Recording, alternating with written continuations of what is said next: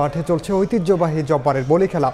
এবার বসেছে ১১৫তম আসর। বিস্তারিত জানাতে সেখানে আছেন সহকর্মী পার্থপ্রতিম বিশ্বাস, যাচ্ছে তার কাছে।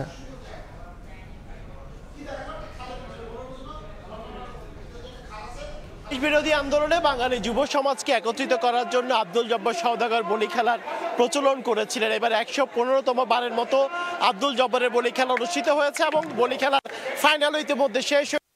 কুমিল্লা শরীফ এবারের বলি খেলায় তিনি বিজয়ী হয়েছেন কুমিল্লা রাশেদকে হারিয়ে। এবং আপনারা দেখতে পাচ্ছেন এই মুহূর্তে যারা বিজয়ী হয়েছেন তারা কিন্তু এই মুহূর্তে মঞ্চে তারা অংশ আছেন।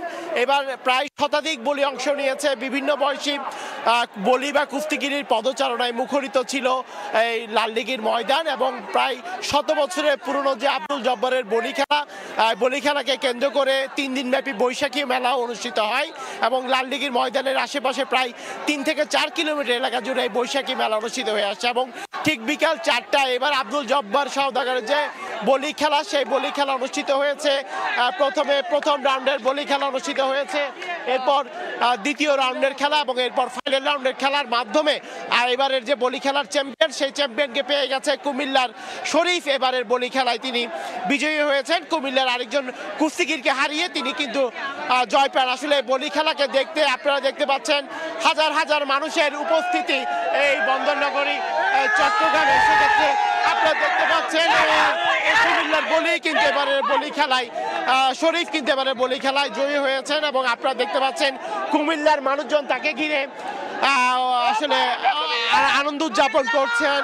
এবং এবারের যে বলি খেলা সেই বলি খেলা প্রচন্ড গরমে অনুষ্ঠিত হলেও কিন্তু আমরা দেখছি বিভিন্ন বয়সী বলি যারা রয়েছে কুস্তিগির যারা রয়েছে তারা এবারের খেলায় অংশগ্রহণ করেছে। হাজার হাজার মানুষের উপস্থিতিতে এবারের বলি খেলা অন্যরকম একটি মাত্রা পেয়েছে এবং প্রতিবারের মতো এবারও বলি খেলায় যারা অংশগ্রহণ করেছে তাদের সবাইকে পুরস্কার দেওয়ার ব্যবস্থা করা হয়েছে। এবং ব্রিটিশ বিরোধী আন্দোলনে বাঙালি যুব সমাজকে একত্রিত করার জন্য আব্দুল জব্বার সওদাগর যে বলি খেলার প্রচলন করেছিলেন সেই বলি খেলা কিন্তু ১০০ বছর হয়ে গেলেও আজও মানুষের মনের মধ্যে রয়েছে।